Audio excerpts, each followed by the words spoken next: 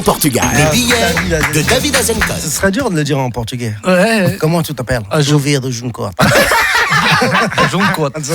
Eh ben bonjour Jal, c'est un plaisir de rencontrer enfin l'homme derrière le français, derrière le portugais, derrière le marocain. À vous seul, vous avez fait l'Union pour la Méditerranée.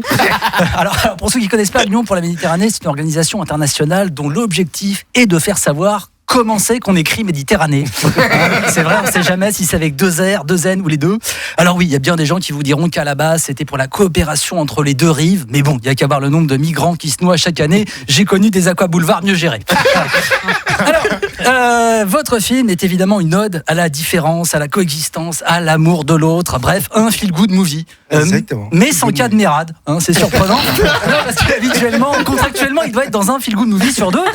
Vous savez, dans le rôle d'un entraîneur, d'une petite équipe de foot, de village, féminine, parce qu'on n'a pas besoin d'être un homme pour en avoir dans le slip, ou dans le rôle du chef d'orchestre, d'une petite fanfare, de village, féminine, de trisomique. Pas de capane, de fausse note.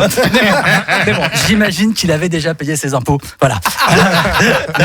Non, mais c'est vrai, Jal, on sent que vous êtes contre toute forme de stigmatisation, un peu comme Mélenchon, mais sans les bouffées délirantes. D'ailleurs, contre les clichés, vous jouez un policier serviable et gentil. Autant dire que s'il avait rencontré votre personnage, le malheureux Théo pourrait encore faire de l'équitation. Alors, il faut dire. Ah, là, il va, la sulfateuse.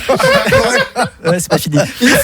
Il faut dire que les Portugais ou franco-portugais ont la chance de n'avoir quasiment que des clichés positifs, à la différence d'autres communautés, comme au hasard les Tchétchènes. Pas beaucoup de clichés positifs sur les Tchétchènes. Ils ont un bon coup de fourchette, de couteau, je sais plus. Ou comme les Algériens, ou comme les petits gris. Mais si, vous savez, ces aliens qui mettent des sondes dans le cul des gens et leur lavent le cerveau ensuite, et qui travaillent en étroite collaboration avec Julien Audoul sur CNews. Non, mais c'est vrai, quand on veut se moquer des Portugais.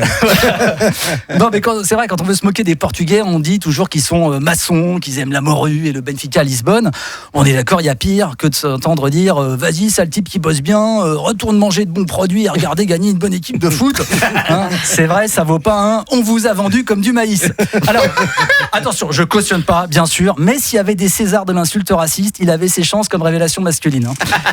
Et les Portugais ont vraiment de la chance parce qu'on a totalement oublié les crimes de masse perpétrés en leur nom pendant des siècles, notamment aux Amériques où ils ont eu la bonne idée d'apporter la varicelle à des gens qui croyaient encore en l'hydrochloroquine ou de massacrer allègrement des millions de personnes à une époque où tout le monde le faisait, certes, mais quand même, dans le mémoire collective, ils s'en tirent bien avec les pastéis de nata et le San Pecão.